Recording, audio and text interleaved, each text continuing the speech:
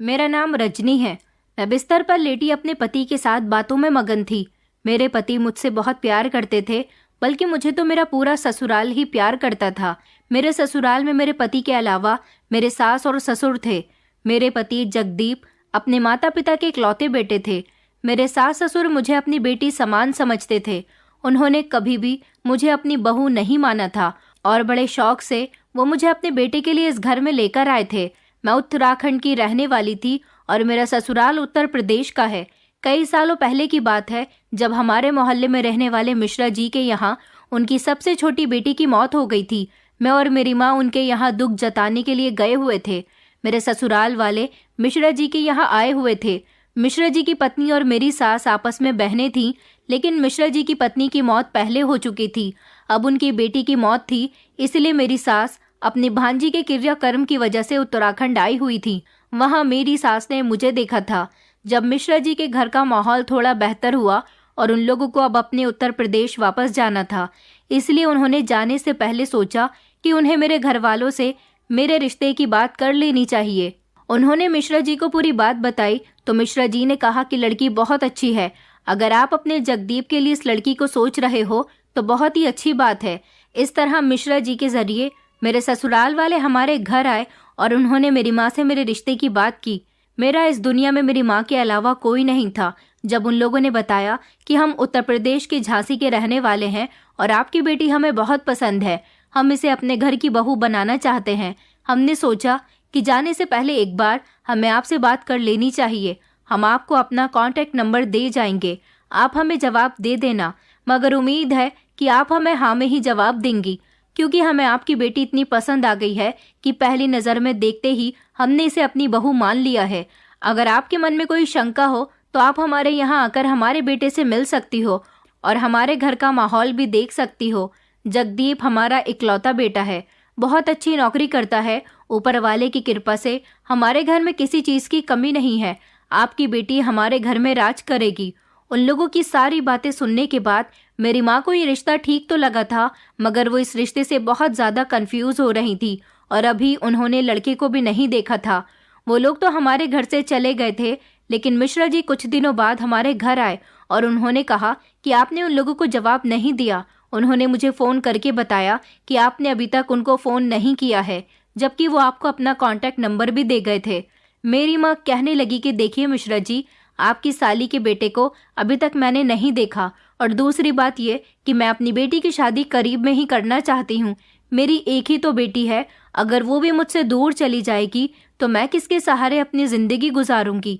मैं इतनी दूर अपनी बेटी की शादी नहीं करना चाहती, बस इसीलिए उन लोगों को जवाब देने से हिचकिचा रही हूँ। अब आप यहाँ पर आ गए हैं तो मैं आपको ही जवाब दे देती हूँ कि मेरी तरफ से इनकार है। ये बात सुनकर मिश्रा जी का चेहरा उदास हो गया था। उन्होंने जगदीप के माता पिता को फ़ोन करके कह दिया था कि लड़की की माँ ने इनकार कर दिया है। रजनी उनकी इकलौती बेटी है और बात यह है कि वो अपनी इकलौती बेटी की शादी इतनी दूर नहीं कर सकती।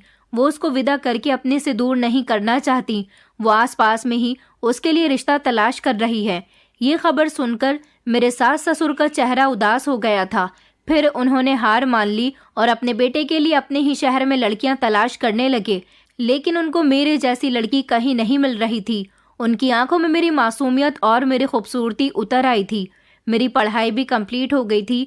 मेरी माँ भी मेरे लिए रिश्ते तलाश कर रही थी, लेकिन मिश्रा जी अभी भी हमारे घर आकर कहते थे कि अगर आप मेरी साली के बेटे से रजनी की शादी करवा दोगी तो मैं गारंटी देता हूँ कि आपकी बेटी वहाँ पर बहुत खुश रहेगी। आपको तो पता ही है कि मेरी एक ही बेटी थी। अगर मेरी उनके बेटे की उम्र की कोई बेटी होती तो मैं अपनी बेटी की शादी ही जगदीप के साथ कर देता, क्योंकि वो बहुत अच्छे लोग हैं, पढ़े लिखे लोग हैं। उनकी बात सुनकर मेरी माँ सोचने पर मजबूर हो जाती थी। कई बार माँ ने मुझसे भी कहा था कि रजनी, अगर तुम्हें कोई लड़का पसंद हो तो तुम मुझे बता दो, मगर मुझे तो कोई लड़का पसंद नहीं था। मैंने अपनी माँ से साफ साफ बोल दिया था कि जैसी आपकी मर्जी होगी, जहाँ आपकी खुशी होगी और जहाँ आप मेरी शादी करवाना चाहोगी, मैं वहीं शादी करूँगी, क्योंकि मेरी माँ ने बचपन से ही मेरे लिए सही फैसले किए हैं और अब थोड़ी ना वो मेरे लिए कोई गलत फैसला कर सकती हैं। मैंने अपना फैसला अपनी माँ पर छोड़ दिया था। मेरी ऐसी बातों पर मेरी माँ बहुत खुश हुई थी। लगभग 2 महीने इसी तरह से गुजर गए थे। 2 महीने बाद फिर से जगदीप की माँ का फ़ोन मेरी माँ के पास आया और उन्होंने मेरी माँ से रिक्वेस्ट की कि आप एक बार हमारे घर ज़रूर आइए, हमें आपकी बेटी बहुत पसंद आई है। हम आपके मोहल्ले में एक हफ्ते रहे, मगर हमने रोज़ वहाँ आपकी बेटी को आते जाते देखा तो वो हमारे दिल को भा गई। मेरी माँ कहने लगी, आपको ही तो हमारी रजनी पसंद आई है, ज़रूरी तो नहीं कि आपके बेटे को भी मेरी बेटी पसंद हो। ऐसा भी तो हो सकता है कि आपके बेटे को कोई और लड़की पसंद हो। आप तो हाथ धोकर मेरी बेटी के पीछे पड़ गई हो। एक बार आपको अपने बेटे की भी तो मर्जी पूछ लेनी चाहिए। आजकल बच्चे ज़्यादातर अपनी पसंद से ही शादियां करनी पसंद करते हैं। वो कहने लगी कि नहीं बहन जी, मेरा बेटा ऐसा नहीं है। मेरा बेटा बहुत समझदार और सुशील है। वो लड़कियों से बातें करना पसंद नहीं करता। उसने अपने फैसले हम पर छोड़ दिए हैं। आप एक बार और सोच लीजिए। हमारे घर आने के बाद आपकी बेटी के भाग जाग जाएंगे और हमें सिर्फ आपकी बेटी चाहिए। उसके अलावा हमें आपसे कुछ भी नहीं चाहिए। मैं वादा करती हूँ कि आपकी बेटी आपसे मिलने के लिए जल्दी जल्दी आती जाया करेगी। हमारे बेटे के पास तो अपनी गाड़ी भी है, उसको वहाँ आने में कोई परेशानी भी नहीं होगी। देखिए, आज मैंने आपसे बड़ी उम्मीद से फ़ोन किया है क्योंकि मेरे पति ने कहा है कि मैं आपसे एक बार और बात करके देख लूँ। शायद आप रजनी को ही हमारी बहू बना दें। एक बार बात करने में कोई हर्ज नहीं है, इसलिए मैंने आपको फ़ोन किया, वरना मैं आपको बार बार फ़ोन करके तंग नहीं करना चाहती। जगदीप की माँ की बात सुनकर मेरी माँ बहुत शर्मिंदा हुई थी और फिर उन्होंने कहा था कि अच्छा ठीक है, मैं मिश्रा जी के यहाँ जाकर उनसे बात करती हूँ कि अगर वो हम लोगों को आपके यहाँ लेकर आ जाए तो मैं अपने भाई के साथ उधर आ जाऊँगी, और अगर हमें लड़का पसंद आया तो हम इस रिश्ते पर गौर कर सकते हैं। ये बात सुनकर जगदीप की माँ बहुत खुश हुई थी और उन्होंने मेरी माँ से कहा भी था कि जी आप ज़रूर हमारे घर आइए, आपका हमारे घर में बहुत बहुत स्वागत है। आपका जिसे मन करे आप हमारे घर लेकर आ सकती हैं। इस तरह मेरी माँ 2 दिन के बाद मिश्रा जी और मेरे मामा जी को लेकर जगदीप के घर चली गई थी। जब उन्होंने जगदीप का घर देखा, उसके घर वालों से मुलाकात की और जगदीप से मुलाकात की तो उन्हें बहुत अच्छा लगा था। मेरी माँ ने तो सपने में भी नहीं सोचा था कि उनकी बेटी के लिए खुद चलकर ऐसा रिश्ता आ सकता है। मेरी माँ तो बहुत खुश हुई और फिर वहाँ माँ ने मेरा रिश्ता हाथों हाथ जगदीप के साथ तय कर दिया था, क्योंकि इतनी दूर जल्दी जल्दी आना जाना तो नहीं हो सकता था। हम गरीब लोग थे। मेरी माँ ने मुझे बड़ी मुश्किलों से पढ़ाया लिखाया था। मैं कहीं नौकरी तो नहीं करती थी, लेकिन हमारा घर बहुत बड़ा था। मेरे पापा की कमाई का ये घर हमारे लिए बहुत बड़ा सहारा साबित हुआ था। हमारे घर के लगभग सारे ही कमरे किराए पर थे। हम 2 माँ बेटी ही तो थे। हमारे पास एक कमरा और एक छोटा सा पोर्शन था, उसमें ही हम लोग अपना गुजारा करते थे। बाकी पूरा घर किराए पर था। हर महीने हमारे पास ढेर सारा किराया आता था, जिससे हम दोनों माँ बेटी का गुजारा आराम से हो जाता था। माँ जब उत्तर प्रदेश से घर वापस आई तो उन्होंने फौरन ही मुझे अपने गले से लगाया और कहने लगी कि बेटा, ये समझ ले तेरे भाग जाग गए हैं। लड़का और लड़के का घर बहुत अच्छा है। अब मुझे समझ आया कि लड़के के घर वाले तुझे अपने घर की बहू बनाने के लिए क्यों बेचैन हो रहे हैं। दरअसल लड़का दिखने में बहुत स्मार्ट है और लड़की की चाहत है कि उसकी होने वाली पत्नी भी खूबसूरत हो, इसलिए उसके माता पिता ने तुम्हें पसंद किया। ये समझ लो कि तुम्हारी खूबसूरती तुम्हारे काम आ गई, और इतनी दूर से ही सही मगर तुम्हारे लिए बहुत अच्छा रिश्ता आया है। लड़के के पिता भी नौकरी करते हैं और वो किसी सरकारी स्कूल के प्रिंसिपल थे। उन लोगों का घर झांसी के एक छोटे से गांव में है, लेकिन लड़के के पिता रिटायर्ड हो गए हैं, इसलिए उनकी पेंशन आती है। माँ भी पढ़ी लिखी है। लड़के के पास अपनी बड़ी सी गाड़ी है, बड़ा सा घर है, और वो अपनी बड़ी सी गाड़ी में बैठकर शहर के ऑफिस में जाकर नौकरी करता है। मुझे नहीं पता था कि मिश्रा जी की साली इतनी अमीर है। मैं तो बहुत खुश हूँ कि उन लोगों ने अपने बेटे के लिए तुम्हें चुना। मैंने कहा माँ, मगर वो लोग तो इतनी दूर रहते हैं, फिर मैं आपसे मिलने के लिए कैसे आया करूँगी। तो मेरी माँ कहने लगी कि बेटा, तेरे पति के पास गाड़ी है, वो 1 हफ्ते में एक बार तुझे यहाँ लेकर आ जाया करेगा, तो इस बात की फिक्र मत कर। मुझे तो इस बात की खुशी हो रही है कि मेरी बेटी वहाँ पर बहुत खुश रहेगी। मैं उन लोगों से तेरा रिश्ता पक्का करके आई हूँ। मैंने ठीक किया ना? तुझे इस बात से कोई एतराज़ तो नहीं है ना?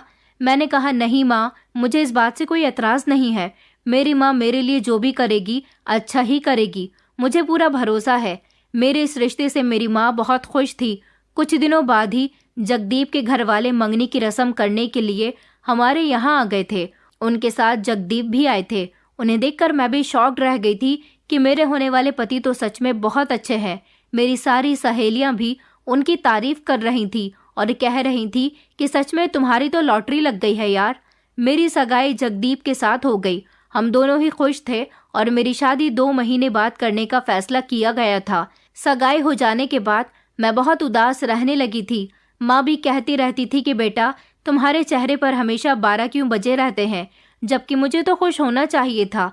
मैं खुश इसलिए नहीं हो पा रही थी, एक तो मैं इस घर को छोड़कर जाने वाली थी, दूसरा मैं अपनी माँ को भी छोड़कर जाने वाली थी। सबसे ज्यादा फिक्र मुझे अपनी माँ की थी, जो मेरे चले जाने के बाद इस घर में अकेली रह जाती। मैंने माँ से कहा, माँ, मैं आपको अकेला छोड़कर नहीं जा सकती। माँ कहने लगी कि बेटा, तू फिक्र मत कर, मैं तेरे जाने के बाद तेरी बुआ जी को यहाँ पर बुला लूंगी।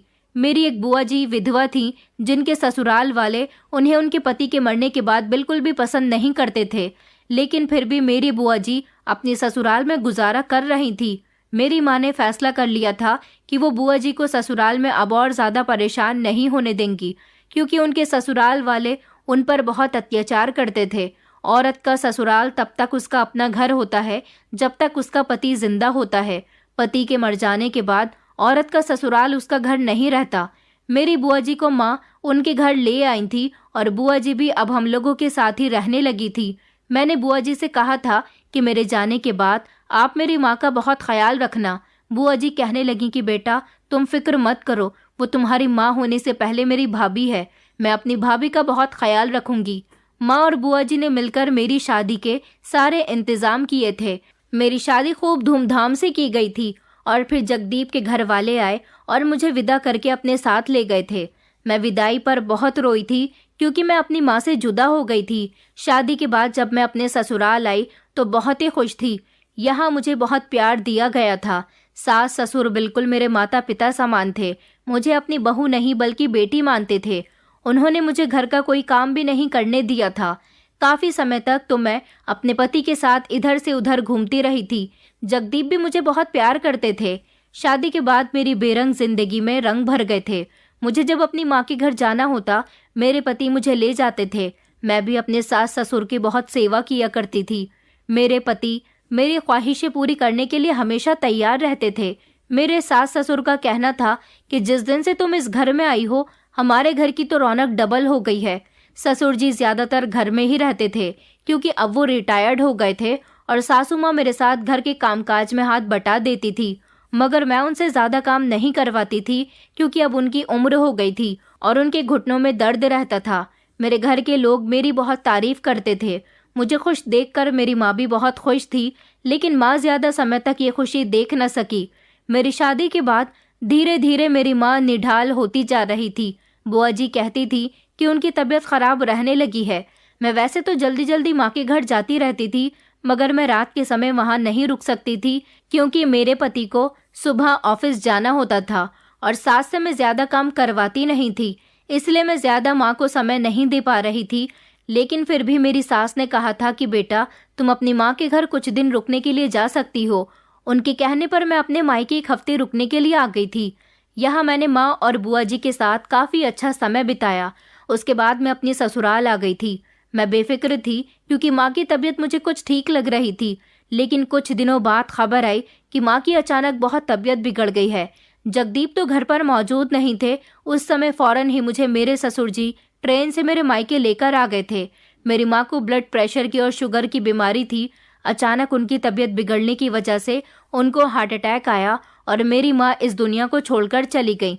मेरा और बुआ जी का हाल बहुत बुरा था। हम दोनों बहुत रोए थे। इस दुनिया में मेरी माँ ही तो थी जो मेरा सब कुछ थी, मगर बुआ जी ने भी मुझे बहुत सहारा दिया था। उन्होंने मेरी माँ की बहुत सेवा की थी, इसलिए बुआ जी के दिल पर भी माँ की मौत का बहुत गहरा सदमा पहुंचा था। बुआ जी हमेशा यही सोच सोच कर रोती रहती थी कि मैं अब कहाँ जाऊंगी, कहाँ रहूंगी। अब तो भाभी भी इस दुनिया से चली गई। मगर मैंने बुआ जी से कहा था कि ये घर आपके भाई का घर है और आपका भी मायका है। जिस तरह मेरी माँ अपना और मेरा गुजारा करती थी, इसी तरह आप भी इस घर में रहोगी और अपना गुजारा करोगी। बुआ जी कहने लगी, लेकिन बेटा, मैं अकेली हो गई हूँ। हमारे घर में रहने वाले किराएदारों ने कहा कि हम आपको कभी अकेला नहीं होने देंगे, हम आपका हमेशा ख्याल रखेंगे, क्योंकि हमारे यहाँ रहने वाले किराएदार भी एक तरीके से हमारे परिवार के सदस्य समान थे, जो मेरा और मेरी माँ का भी बहुत ख्याल रखते थे। कभी कभी मेरे पति बातों ही बातों में कह दिया करते थे कि हमारे पास भगवान का दिया सब कुछ है, तुम हमारे घर में आ गई हो, ये सब कुछ जो भी है हमारा है, वो तुम्हारा भी है। तुम्हारी बुआ जी बेसहारा औरत है ना तो उनके सर पर माता पिता का हाथ है और ना ही उनकी कोई औलाद है और ना ही कोई बहन भाई। तुमने बहुत अच्छा किया कि अपनी बुआ जी को ये हक दे दिया वो तुम्हारे घर पर रहें और घर में आने वाले किराए से अपना गुजारा करें। तुम बहुत अच्छी हो। मेरे पति मेरी तारीफ किया करते थे। जैसी सोच मैं रखती थी वैसी ही सोच मेरे ससुराल वाले भी रखते थे। मेरी जिंदगी अपने पति के साथ बहुत खुशहाल गुजर रही थी, लेकिन एक दिन कुछ ऐसा हुआ जिसने मेरी जिंदगी को अचानक उजाड़ कर रख दिया। एक ऐसा हादसा जिसने मुझसे मेरा सुहाग छीन लिया। कई दिनों से मेरे पति सर दर्द की शिकायत बता रहे थे। मैंने उनको कई बार कहा था कि आप डॉक्टर के यहाँ चले जाइए, मगर वो हर बार इग्नोर कर दिया करते थे। मेरे ससुर जी ने कहा था कि शायद जगदीप को काम का स्ट्रेस है, ज्यादा काम करने से भी सर में दर्द हो जाता है। लेकिन मेरे पति के सर में हमेशा रात को ही दर्द हुआ करता था, जिसकी वजह से वो सारी रात जागते रहते थे। मैं भी उनके साथ साथ जागती रहती और लेटकर बातें करती रहती थी, जिससे उनको तकलीफ का अंदाज़ा ज़्यादा नहीं होता था। उनसे कहती थी कि आप डॉक्टर को दिखा देना, तो वो मुझे भरोसा दिलाया करते थे कि सुबह ऑफिस जाऊंगा तो डॉक्टर से ट्रीटमेंट ले लूंगा। उनको आखिर क्या बात थी? उन्होंने अभी तक कुछ भी हमें नहीं बताया था, बस सर दर्द ही बताते रहते थे। लेकिन जिस दिन वो ऑफिस में मौजूद थे और अचानक उनके सर में दर्द हुआ और वो बेहोश हो गए। ऑफिस के लोगों ने जब उन्हें अस्पताल में भर्ती कराया तो पता चला कि उनकी जान जा चुकी है और उनकी मौत का कारण सर का दर्द ही था, जिससे पता चला कि उनके दिमाग में रक्तस्राव और तंत्रिका तंत्र में संक्रमण हुआ था, जिसकी वजह से उनकी मौत हो गई। मेरे पति की मौत पर मैं बहुत ज्यादा रोई थी। मेरी शादी को अभी 3 साल हुए थे और 3 साल में ही मैं विधवा हो गई थी।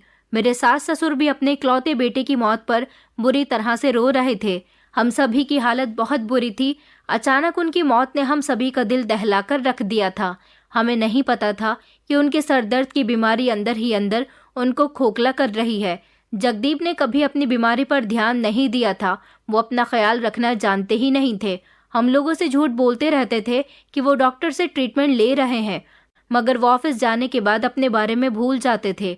उनकी मौत ने हम सबको तोड़ कर रख दिया था। उनके जाने के बाद घर बिल्कुल सूना सूना लगता था।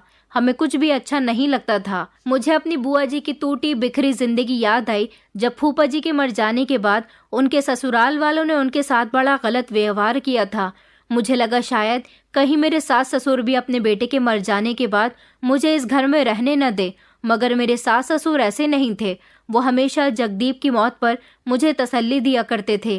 कहते थे कि बेटा, जगदीप चला गया तो क्या हुआ, हम हैं ना तुम्हारा ख्याल रखने के लिए।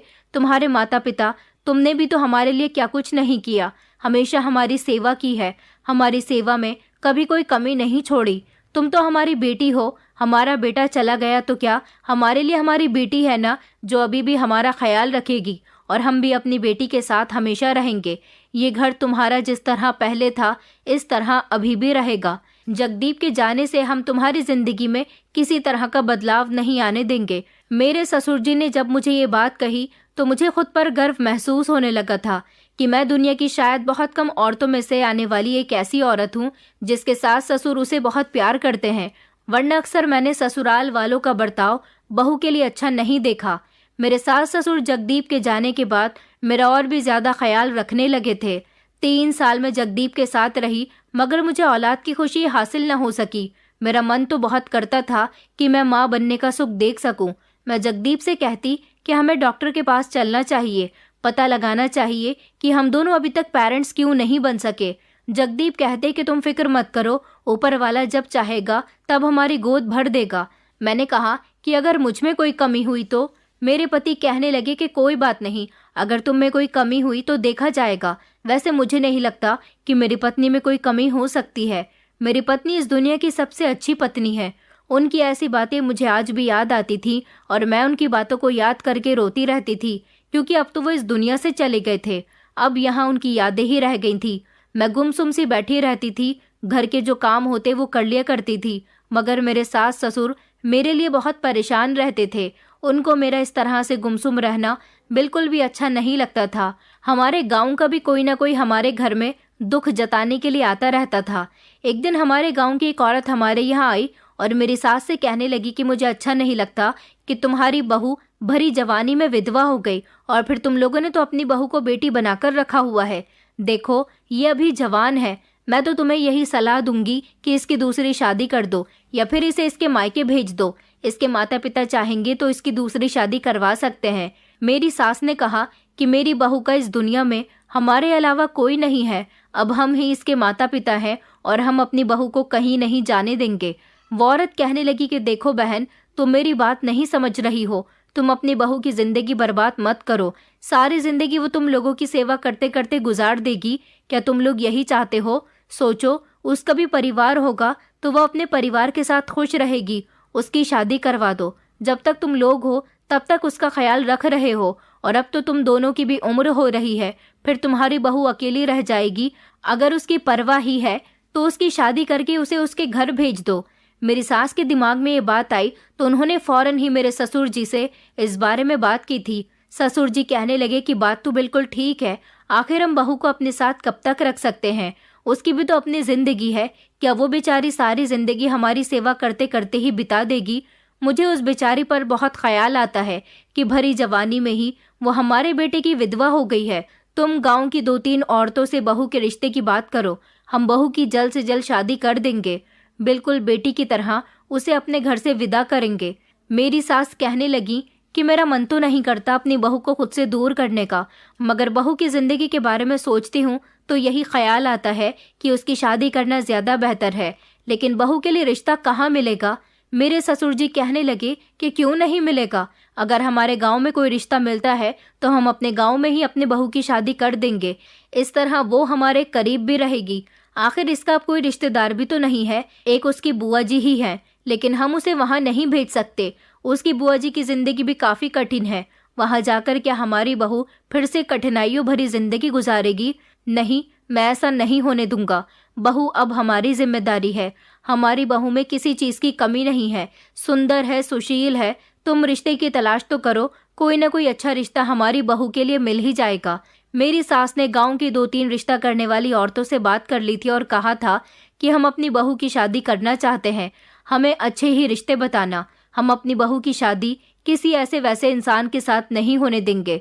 फिर गांव की कोई औरत मेरे लिए एक रिश्ता लेकर आई। तब मुझे ये बात पता चली कि मेरे सास ससुर मेरी शादी करवाना चाहते हैं। जब लड़के की माँ मुझे देखने के लिए आई तो उसने मुझे देखते ही पसंद कर लिया। उनके सामने तो मैंने किसी से कुछ नहीं कहा था, लेकिन उनके जाते ही मैं अपनी सास के गले लगकर फूट फूट कर रोई थी। मैंने कहा, आप लोग ये क्या कर रहे हैं? मुझे शादी नहीं करनी। मैं सारी जिंदगी जगदीप की विधवा बनकर गुजार सकती हूँ। मेरी सास कहने लगी कि नहीं बेटा, मगर हम ऐसा नहीं चाहते कि सारी जिंदगी तुम हमारे बेटे की विधवा बनकर रहो। तुम्हारा भी सजने संवरने का हक है। अभी तुम्हारी उम्र नहीं निकली है। अभी तो तुम्हारी जिंदगी को खुलकर जीने की उम्र है और ऐसी उम्र में तुम्हें विधवा के रूप में हम नहीं देख सकते। बेटा, हमारी मानो तो तुम शादी कर लो। जिस लड़के का रिश्ता तुम्हारे लिए आया है वो लड़का बहुत अच्छा है, पढ़ा लिखा है। ऐसा रिश्ता तुम्हें कहीं नहीं मिलेगा। तुम इसके घर में खुश रहोगी।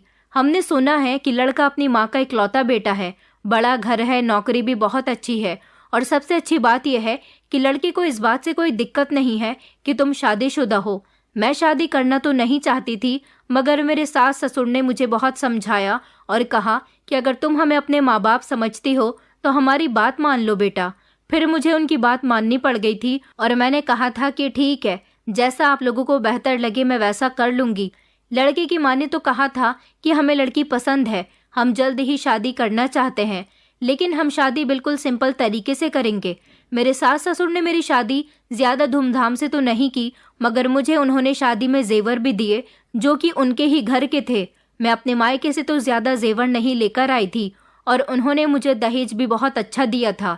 इस तरह मेरी दूसरी शादी हो गई और मैं अपने ससुराल आ गई थी। अपने सास ससुर से विदा होकर मैं बहुत रोई थी, क्योंकि मैं उन लोगों को नहीं छोड़ना चाहती थी। उन्होंने मुझे बेटी बनाकर अपने घर से विदा किया था और कहा था कि तुम्हारा जब मन करे तुम हमारे घर आ सकती हो, ये घर अभी भी तुम्हारा ही है। मेरे दूसरे पति का नाम उमेश था। उमेश दिखने में तो काफी अच्छे थे, मगर उनकी माँ मुझे पहले दिन से ही बड़ी अजीब लगी थी। उनके घर में शादी का माहौल था, लेकिन फिर भी घर में बड़ी गंदगी फैली हुई थी। शादी के अगले दिन मैं उमेश के साथ कमरे में मौजूद थी जब मेरी सास ने जोर जोर से दरवाज़ा बजाकर हमें उठा दिया। अभी सुबह के 7 ही बजे थे, लेकिन मेरी सास शोर मचाकर कहने लगी कि अरे उठ जाओ, सुबह हो गई है। मेरी आंख खुली, मैंने दरवाज़ा खोला तो मेरी सास कहने लगी कि ये क्या हरकत है, सुबह के 7 बज रहे हैं और तुम अभी तक सोई हुई हो। मैंने कहा माँ जी, लेकिन अभी सिर्फ 7 ही तो बजे हैं। वो कहने लगी कि हमारे यहाँ घर में सब लोग 6 बजे उठ जाते हैं, तुम्हारे आने से मेरा बेटा भी अभी तक सो रहा है। मैंने कहा कि रात काफ़ी लेट हो गया था ना, इसलिए। तो वो कहने लगी कि अच्छा, अब ये बहानेबाजी बंद करो और जाकर किचन संभालो, हम सब के लिए नाश्ता बनाओ। मुझे ये सब देखकर बड़ी हैरानी हुई थी कि मेरी सास नई नवेली दुल्हन को फौरन ही किचन में भेज रही थी। मैं खामोश रही और किचन में जाकर देखा तो किचन की कंडीशन बहुत ही ख़राब थी। चारों तरफ गंदगी ही गंदगी फैली हुई थी। मैंने चाय बनाने के लिए फ्रिज में दूध देखा तो दूध का भगोना खाली पड़ा हुआ था। ना तो चीनी के डब्बे में चीनी थी और ना ही पत्ती के डब्बे में पत्ती थी। घर का कोई भी सामान अपनी जगह पर सेट नहीं था। मेरी सास शोर मचा रही थी कि अभी तक मेरे लिए तुमने चाय नहीं बनाई। मैं किचन से बाहर निकली और कहने लगी कि मम्मी जी, किचन में तो ना दूध है और ना ही चीनी पत्ती का कुछ पता है, मैं चाय कैसे बनाऊं।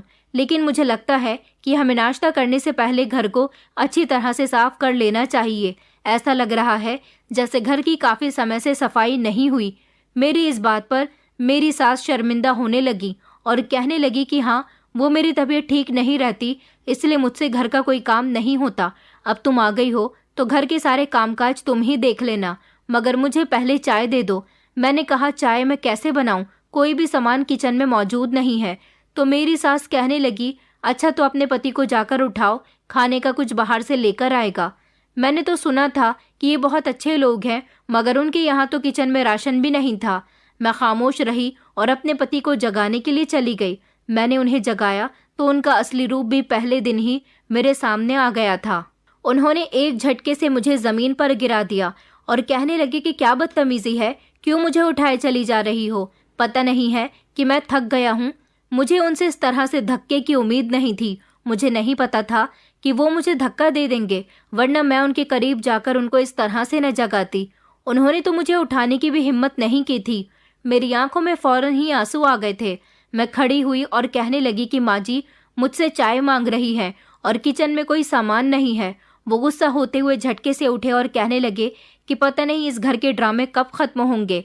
उन्होंने अपनी हालत ठीक की और उसके बाद वो चाय नाश्ते का सामान लेने के लिए चले गए थे। मुझे तो इस घर से घिन महसूस हो रही थी। मैंने सबसे पहले सबके लिए नाश्ता बनाया और ख़ुद भी नाश्ता किया। उसके बाद पूरे घर को अच्छी तरह से चमका दिया था। मेरी सास कहने लगी अरे वाह, तुमने तो घर को बड़ी अच्छी तरह से चमका दिया, अब घर के सारे काम तुम ही किया करो। मुझे यहाँ रहते हुए अपनी मम्मी जी और पापा जी की बहुत याद आ रही थी, इसलिए मैं शाम के समय अपने पति से इजाज़त लेकर वहाँ चली गई थी। पहले तो मैंने उमेश से ही कहा था कि वो मुझे उनके घर ले जाएं, मगर उन्होंने कहा कि तुम खुद भी चली जाओ, मेरे पास तुम्हें कहीं आलतू फालतू जगह ले जाने का टाइम नहीं है। मैं खामोशी से अपनी पुरानी ससुराल चली आई थी। जगदीप के मम्मी पापा मुझे देखकर बहुत खुश हुए थे और उनकी आंखों में भी आंसू आ गए थे और उन्होंने कहा कि हम तुम्हें काफ़ी दिनों से याद कर रहे थे बेटा, और तुम अकेली क्यों आई हो, उमेश तुम्हारे साथ नहीं आया? मैंने कहा कि नहीं, उमेश को कुछ काम था, इसलिए मैं अकेली ही आ गई। उन्होंने मुझसे पूछा कि वहाँ तुम खुश तो हो ना, मगर मैंने उन लोगों को यही बताया था कि मैं बहुत खुश हूँ। मैं अपनी परेशानी बताकर उन्हें और ज़्यादा परेशान नहीं कर सकती थी। पहले ही उन्होंने मेरे लिए काफ़ी कुछ किया था। थोड़ी देर उनके साथ वक्त बिताने के बाद मैं वापस अपनी ससुराल आ गई थी। मेरी सास मुझसे पूछने लगी कि कहाँ गई थी, तो मैंने उनको बता दिया था। मैं रात का खाना बनाने के लिए जैसे ही किचन में गई तो किचन में खाना बनाने का कोई भी सामान मौजूद नहीं था। मैंने अपनी सास से कहा तो वो कहने लगी कि मुझे कुछ नहीं पता इस बारे में, अपने पति से कहो। मैंने कहा लेकिन उमेश तो घर पर नहीं है। तो वो कहने लगी कि हाँ, कोई काम धंधा नहीं करता, बस हमेशा दोस्तों के साथ ही घूमता फिरता रहता है। अपनी सास की बात सुनकर तो जैसे मेरे होश उड़ गए थे। मैंने कहा ये आप क्या कह रही हैं? वो कहने लगी कि हाँ, आज वो आएगा तो उससे कहना कि मेरे लिए बाजार से कुछ खाने का ला दे। मैं बूढ़ी बीमार औरत हूँ, मुझे तो टाइम से खाना चाहिए। तुम क्या खाओगे और तुम क्या खाओगे, इस बारे में मुझे कुछ नहीं पता। अपनी सास का ऐसा व्यवहार देखकर तो मेरी आंखों में आंसू आ गए थे। मैं कमरे में आकर बैठ गई थी। किचन में कुछ खाना बनाने के लिए था ही नहीं। आखिर मैं क्या बनाती। मेरी सास सारा दिन घर से बाहर किसी न किसी के घर घूमने के लिए जाती रहती थी और पति दोस्तों के साथ आवारागर्दी करता फिरता था। वो अपनी माँ के लिए तो बाजार से खाना ले आता था। मैं कहती कि मुझे भी भूख लगी हुई है, मेरे लिए भी कुछ ले आते, तो वो कहने लगा कि इतनी महंगाई के समय में माँ के लिए ही खाना लाना इतना मुश्किल हो रहा है, तुम्हारे लिए कहाँ से लेकर आऊं? तुम्हारे पास अगर कुछ पैसे पड़े हों तो मुझे दे दो। मैंने कहा मगर मेरे पास पैसे तो नहीं है। तो वो कहने लगे कि फिर सारी रात भूखी सो जाओ, मैं बाहर से खाना खाकर आया हूँ। वो तो ऐसे बेगानों की तरह बातें कर रहे थे जैसे मैं उनकी जिम्मेदारी नहीं हूँ। इस घर का माहौल बिल्कुल ही अलग था। ये लोग बहुत ही बुरे लोग थे। मेरे पति की एक और सच्चाई मेरे सामने आई थी कि वो शराब पीकर आए थे। जब मैं उनके करीब में खड़े होकर उनकी बातें सुन रही थी तो मुझे उनके मुंह से शराब की बू आ रही थी। मेरी किस्मत ना जाने कहाँ फूट गई थी। रोने के अलावा अब मेरे पास कोई और रास्ता नहीं था। बस मैं खामोशी से सब कुछ बर्दाश्त करके अपनी आंखों से आंसू बहाती रहती थी। मेरे पति के पास तो कोई पैसा नहीं होता था। अब मेरे पति और सास मुझे टॉर्चर किया करते थे कि मैं अपनी पुरानी ससुराल से जाकर पैसे लेकर आया करूं, लेकिन मैंने उनसे इनकार कर दिया। मैंने कहा मैं ये काम नहीं करूंगी। मेरे इनकार करने पर मेरी सास ने मुझे बालों से पकड़कर मारा और कहने लगी कि तू वहां जाएगी, पैसे लेकर आएगी, तभी तुझे खाना मिलेगा। हमारे पास खाने के लिए कुछ भी नहीं है, जा और पैसे लेकर आ। मैं रोती हुई जगदीप के घर चली गई। वहां जाने के बाद मैंने मम्मी पापा से कहा कि मुझे कुछ पैसों की ज़रूरत है। दरअसल उमेश को सैलरी नहीं मिली, इसलिए घर में कुछ परेशानी आ रही है। मेरे ससुर ने मुझे पैसे दे दिए और कहा कि बेटा परेशान होने की ज़रूरत नहीं है, अगर और कोई परेशानी है तो हमें बताओ। मगर मैंने उनको पूरी बात नहीं बताई क्योंकि मैं उनको परेशानी में नहीं डालना चाहती थी। उमेश की सच्चाई भी उन्हें बताकर मैं उनका दिल नहीं दुखाना चाहती थी। उमेश कोई काम धंधा नहीं करता था। उसकी माँ हमेशा मुझे ताने देती रहती थी कि तुझ जैसी विधवा लड़की से कोई शादी नहीं करता। तुझे तो शुक्र मनाना चाहिए कि मेरे बेटे ने तुझे एक्सेप्ट किया है, तुझे एक कुंवारा पति मिल गया, वरना तू तो किसी बुढ़े या बच्चों वाले आदमी के घर में होती। एक मेरा बेटा ही है जिसने तुझे स्वीकार कर लिया और तू है कि हमारी बात नहीं मानना चाहती। मेरे पास जितने पैसे होते थे मैं उन लोगों को दे दिया करती थी और हर दूसरे तीसरे दिन ये दोनों माँ बेटा मुझे जगदीप के यहाँ उसके माता पिता से पैसे लेने के लिए भेज देते थे और जो पैसे लेकर मैं आती वो पैसे मेरा पति मुझसे छीन लिया करता था। आधे पैसे अपने पास रख लेता और आधे पैसे अपनी माँ को दे दिया करता था। उसकी माँ कभी कभी तो मुझे खाने के लिए कुछ दे देती थी, मगर ज्यादातर मेरे दिन भूखे रहकर ही गुजर रहे थे। इस बारे में मैंने कुछ भी जगदीप के माता पिता को नहीं बताया था। एक दिन उमेश की माँ कहने लगी कि बेटा आखिर ऐसे कब तक हम इसे वहां भेजकर उन लोगों से पैसे लेते रहेंगे? उनका बेटा तो मर गया, सुना है कि इसके ससुर की काफी अच्छी पेंशन आती है जिससे वो दोनों बुढ़िया बुढ़े अपना गुजारा कर रहे हैं। हमें कुछ और सोचना चाहिए क्योंकि इसके लाए हुए पैसों से हमारा गुजारा नहीं होता। इस पर उमेश अपनी माँ से कहने लगा कि आपको फिक्र करने की ज़रूरत नहीं है माँ, बस आपसे जैसा मैं कहूँ आप वैसा ही करती जाना। मैं इस बात से बेखबर थी कि मेरी सास और मेरा पति आखिर क्या प्लानिंग कर रहे हैं। अगले दिन मेरी सास ने घर में एक नया हंगामा क्रिएट किया। वो ज़ोर ज़ोर से चिल्ला रही थी और मेरे पति को बुरा भला कह रही थी। कहने लगी कि तू कोई नौकरी नहीं करता, आखिर मैं कब तक तेरा और तेरी पत्नी का बोझ उठाती रहूंगी। इस बात पर मेरा पति भी उनसे बहुत झगड़ा कर रहा था। उन दोनों के बीच इतनी जिद बहस हो रही थी कि मेरी कुछ समझ में नहीं आ रहा था कि आखिर ये दोनों माँ बेटे किस बात पर लड़ाई लड़ रहे हैं। मगर थोड़ी ही देर बाद मेरा पति कमरे में आया और मुझसे कहने लगा कि सामान पैक करो, हम यहाँ नहीं रहेंगे। मैं अपने पति को चौंक कर देखने लगी। उन्होंने कहा कि सामान पैक करने की भी कोई ज़रूरत नहीं है, मुझे अपनी माँ की कोई चीज़ नहीं चाहिए। बस उन्होंने मेरा हाथ पकड़ा और मुझे घर से लेकर निकल पड़े। मेरी तो कुछ समझ नहीं आ रहा था कि आखिर ये सब क्या हो रहा है। उन्होंने मुझसे कहा कि रजनी मुझे माफ़ कर दो, मैं तुम्हें अपने घर में चैन और सुकून की ज़िंदगी नहीं दे सका, लेकिन अब सब कुछ ठीक हो जाएगा। माँ की वजह से ही ये सब कुछ हो रहा था। मैं उस घर को छोड़कर आ गया हूँ। मैंने कहा मगर आप अपना घर कैसे छोड़ सकते हो? वो कहने लगे मैं माँ से बहुत नाराज़ हूँ, वो बेवजह ही मुझसे झगड़ा करती रहती है। चलो हम तुम्हारे पहले पति के घर चलते हैं। मैंने कहा वहाँ हम लोग क्या करेंगे?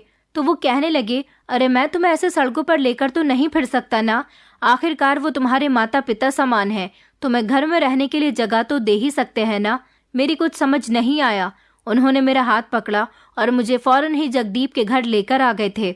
मैं बार बार उनसे कह रही थी कि आखिर आपको क्या प्रॉब्लम है और आप मुझे वहाँ क्यों लेकर जा रहे हैं, मगर उन्होंने मेरी एक न सुनी। जो उनका मन कर रहा था वो सिर्फ वैसा ही कर रहे थे। जब हम वहाँ पहुँचे तो मम्मी पापा मुझे और उमेश को देखकर परेशान हो गए। उन्होंने कहा कि बेटा, अचानक तुम लोग यहाँ, क्या बात है? मैं तो बिल्कुल खामोश थी, लेकिन उमेश ने उनको बताया कि दरअसल अंकल, मेरी मम्मी के साथ झगड़ा हो गया है। मैं अपनी पत्नी को तंगी भरी जिंदगी नहीं दे सकता। क्या आप मुझे अपने घर में कुछ दिन रहने की परमिशन दे सकते हैं? दरअसल हमारा किराए का घर है ना, इसलिए माँ भी बहुत परेशान रहती है। ये बात सुनकर मम्मी पापा परेशान हो गए। वो कहने लगे, बेटा, अगर तुम्हें इतनी ही परेशानी थी तो तुमने हमें पहले क्यों नहीं बताया? ये घर भी तो तुम लोगों का ही है। तुम लोग जितने दिन चाहे हमारे घर में रह सकते हो। उन्होंने मुझे भी उमेश के सामने डांट लगाई और कहा कि तुमने ये बात हमें पहले क्यों नहीं बताई। लेकिन साथ ही साथ वो लोग कंफ्यूज भी थे, क्योंकि रिश्ता लगाने वाली औरत ने उनको ये बताया था कि वो घर उमेश का अपना है। जब मेरे ससुर जी ने उमेश से ये सवाल किया तो उमेश कहने लगा कि वो घर मेरा अपना ही था, मगर कारोबार में पैसा लगाने की वजह से मुझे अपना घर बेचना पड़ गया, और जिस आदमी ने हमारा घर खरीदा हम उसी घर में किराएदार की हैसियत से रहने लगे। मेरे ससुर ये बात अच्छी तरह से समझ सकते थे कि कारोबार में फायदा नुकसान तो चलता रहता है, लेकिन उन्हें ये नहीं पता था कि इंसान तो कुछ भी नहीं करता था। मेरी समझ नहीं आ रहा था कि आखिर उसने अपना घर क्यों छोड़ा और इतनी जल्दबाजी में ये सब कुछ हो गया कि मेरी कुछ समझ ही नहीं आया। अब मैं और उमेश यहाँ जगदीप के ही घर में रह रहे थे। मम्मी जी बार बार मुझसे पूछती थीं कि बेटा, अगर कोई परेशानी है तो मुझे बताओ, मगर मैंने अभी भी उन्हें कुछ नहीं बताया था। हम लोग काफी दिनों तक वहाँ रहते रहे। उमेश उनकी कमाई पर आराम से ऐश कर रहा था। वहाँ उसे खाने पीने को भी खूब मिल रहा था। मैंने एक रात उसे देखा कि वो किचन से खाना चोरी कर रहा था। वो खाना पैक करके घर से बाहर चला गया था। मैं समझ गई थी कि वो जरूर खाना अपनी माँ को देने गया होगा, मगर उसे ये सब करने की क्या जरूरत थी? हमें वहाँ रहते हुए लगभग 1 हफ्ते से भी ज्यादा हो गया था। उमेश के दिन बहुत अच्छे गुजर रहे थे।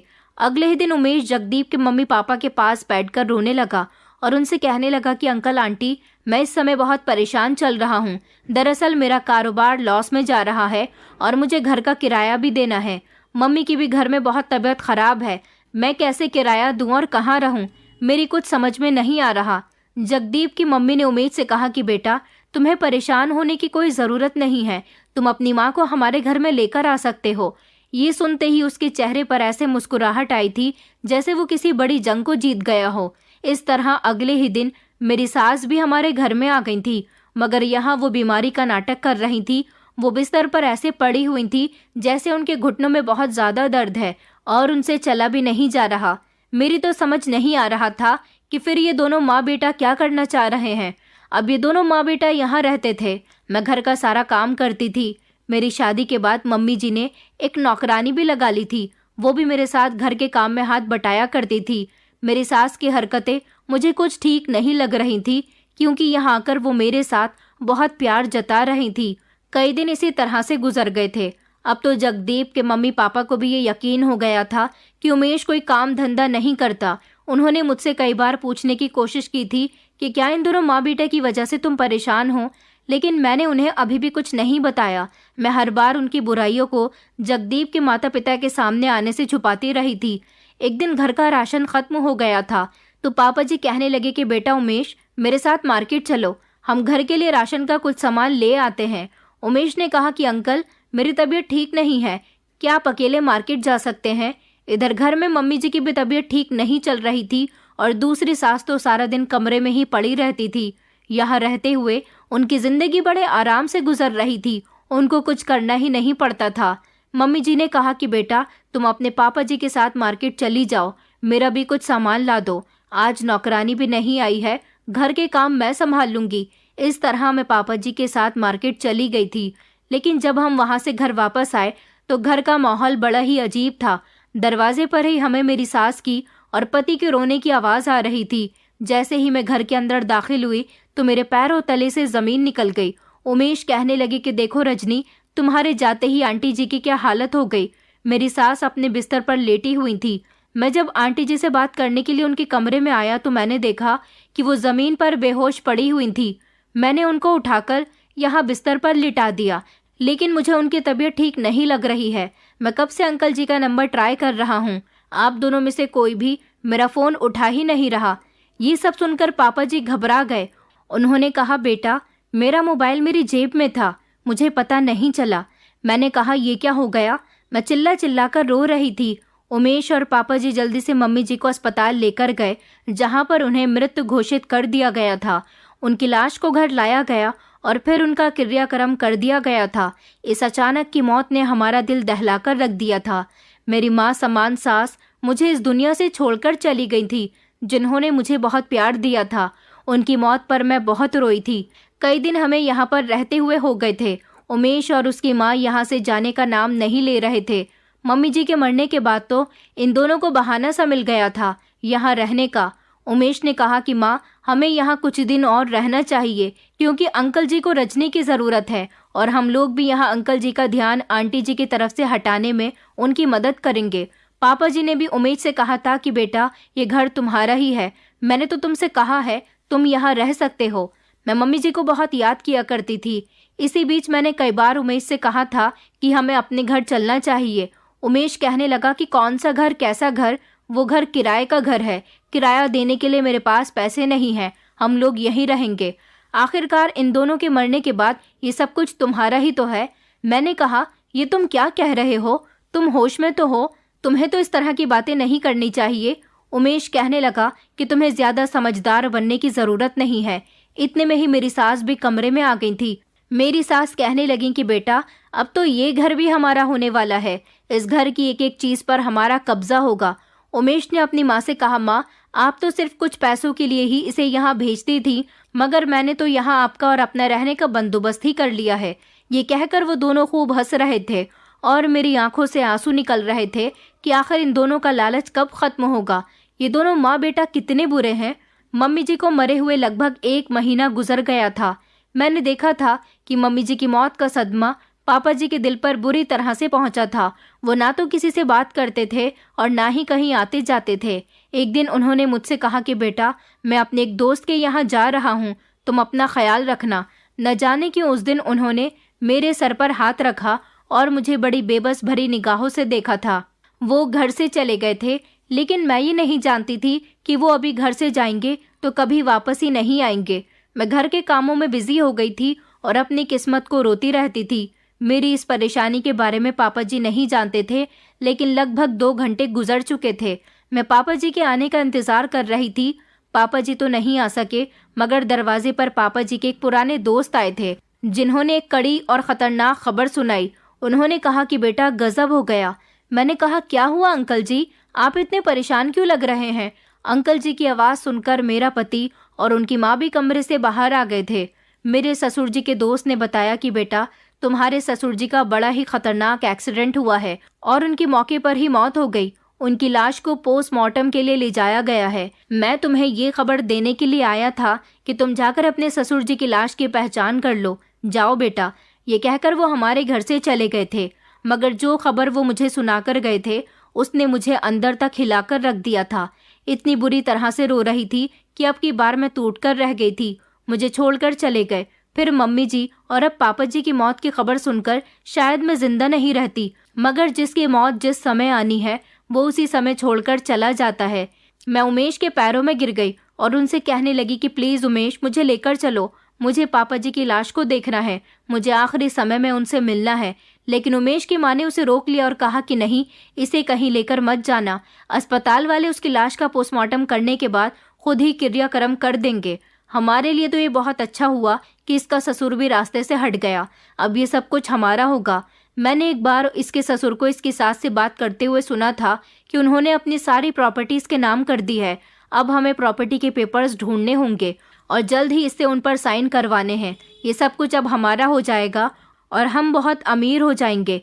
ऐसे समय पर उनकी लालच भरी बातें सुनकर मेरे होश उड़ गए थे। मैं बिलख बिलख कर रो रही थी, मगर मेरी सास ने उमेश को मेरे साथ नहीं जाने दिया और मैं अंतिम समय में अपने ससुर जी से नहीं मिल सकी। अब मेरी हालत ऐसी हो गई थी कि ना तो मैं जी सकती थी और ना ही मर सकती थी। मैं एक जिंदा लाश की तरह हो गई थी। अब मेरे साथ इन लोगों ने मारपीट करनी भी शुरू कर दी थी। इन लोगों का मकसद यही था कि इस घर के पेपर और घर में जितना भी पैसा है मैं वो सब कुछ उनके हवाले कर दूं ताकि इस घर को अपने नाम करवा सकें। मगर मैं कुछ भी करके ऐसा नहीं होने दे सकती थी। मेरी सास ने मुझे घर की नौकरानी बनाकर रख दिया था। जो नौकरानी घर में काम किया करती थी उसे भी इन्होंने निकाल दिया था। उनका कहना था कि अब वो इस घर की मालकिन है। उमेश मुझे बुरी तरह से मारता था और बार बार तिजोरी की चाबी मांगता था। तिजोरी की चाबी मुझे पता था कि मेरे ससुर जी कहाँ रखते थे, इसलिए मैंने उन दोनों माँ बेटे को कुछ नहीं बताया और खामोशी से उनकी मार खाती रही। घर के सारे काम भी खुद करती और सारा राशन पानी भी बाजार से मुझे ही लेकर आना पड़ता था। घर में जितने भी पैसे थे मैंने इन लोगों को दे दिए थे, लेकिन मैं कुछ भी करके प्रॉपर्टी के पेपर्स उनके हवाले नहीं कर सकती थी। मैंने अपने पति और सास से छुपकर उन पेपर्स को गार्डन में रखे गमले में छुपा दिया था। वो लोग मुझे हर दिन मारते थे कि मैं उन्हें कहीं से भी पेपर्स लाकर दे दूं, लेकिन मैं उनसे बार बार यही कह रही थी कि मुझे कुछ नहीं पता कि पेपर्स कहाँ पर रखे हुए हैं। मार मार कर इन लोगों ने मुझे अधमरा कर दिया था, लेकिन फिर भी मैं नौकरानियों की तरह सारे काम करती थी। एक दिन मैं सब्जी लेने के लिए घर से बाहर चली गई थी, जब बाजार में अचानक मैंने पापा जी को देखा। उन्हें देखकर तो मेरे पैरों तले से जमीन निकल गई थी। मुझे ऐसा लगा जैसे मेरी आंखों के सामने सच में पापा जी खड़े हुए हैं, लेकिन उन्होंने जब मुझे आवाज लगाई तो मुझे इस बात का यकीन हो गया था कि वो जिंदा हैं। मैं उनके गले से लगकर फूट फूट कर रोने लगी। मैंने कहा, आप कहाँ चले गए थे? आपके दोस्त ने तो बताया था कि आप नहीं रहे। पापा जी मुझे खामोशी से अपने साथ अपने दोस्त के घर ले गए और वहां जाने के बाद उन्होंने मुझे तसल्ली दिलाई और कहा कि मैं जिंदा हूँ, मुझे कुछ नहीं हुआ, मैं बिल्कुल ठीक हूँ।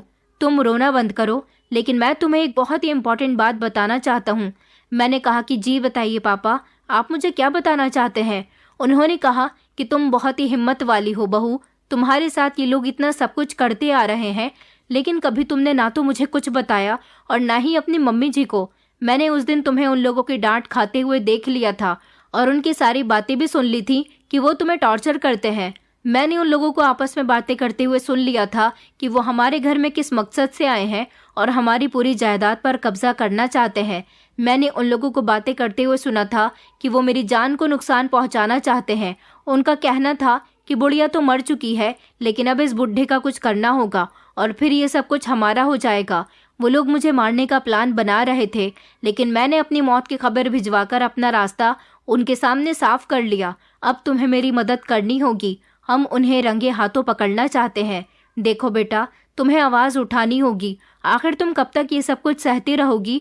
मैंने कहा, क्या सच में वो दोनों आपको मारना चाहते थे? पापा जी कहने लगे कि हाँ बेटा, मैं सच कह रहा हूँ, वरना मैं अपने मरने की झूठी खबर क्यों भिजवाता। तुमने तो देख ही लिया होगा कि तुम्हारी सास और तुम्हारा पति कितना खुश हो गए थे। मैं अपने ससुर के गले लगकर रोने लगी। मैंने कहा, पापा जी, वो लोग मुझे बहुत परेशान करते हैं।